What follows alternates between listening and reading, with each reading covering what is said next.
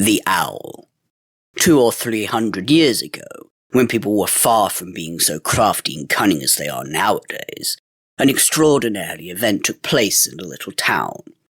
By some mischance, one of the great owls, called horned owls, had come from the neighbouring woods into the barn of one of the townsfolk in the night time, and when day broke did not dare to venture forth again from her retreat for fear of the other birds, which raised a terrible outcry whenever she appeared.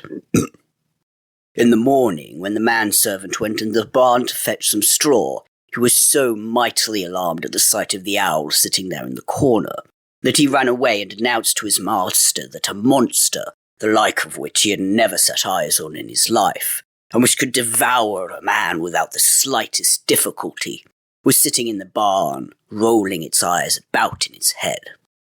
"I know you already," said the master. "You have courage enough to chase a blackbird about the fields, but when you see a dead hen lying, you have to get a stick before you go near it.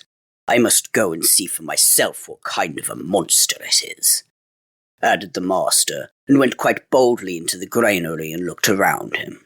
When, however, he saw the strange, grim creature with his own eyes, he was no less terrified than the servant had been. With 2 bounds he sprang out, ran to his neighbours, and begged them imploringly to lend him assistance against an unknown and dangerous beast, or else the whole town might be in danger if it were to break loose out of the barn, where it was shut up. A great noise and clamour arose in all the streets. The townsmen came armed with spears, hay-forks, scythes, and axes, as if they were going out against an enemy. Finally, the senators appeared with the burgomaster at their head. When they had drawn up in the marketplace, they marched to the barn and surrounded it on all sides. Thereupon, one of the most courageous of them stepped forth and entered with his spear lowered, but came running out immediately afterwards with a shriek and as pale as death, and could not utter a single word. Yet 2 others ventured in, but they fared no better. At last one stepped forth, a great strong man who was famous for his warlike deeds, and said, "You will not drive away the monster by merely looking at him. We must be in earnest here. But I see that you have all turned into women, and not one of you dares to encounter the animal." He ordered them to give him some armour, and had a sword and spear brought, and armed himself. All praised his courage, though many feared for his life. The 2 barn doors were opened, and they saw the owl, which in the meantime had perched herself on the middle of a great crossbeam. He had a ladder brought, and when he raised it and made ready to climb up, they all cried out to him that he was to bear himself bravely, and commended him to St. George who slew the dragon. When he had just got to the top, the owl perceived that he had designs on her, and was also bewildered by the crowd and the shouting, and knew not how to escape. She rolled her eyes, ruffled her feathers, flapped her wings, snapped her beak, and cried, "Too-it-too!" in a harsh voice. "Strike home! Strike home!" screamed the crowd outside to the valiant hero.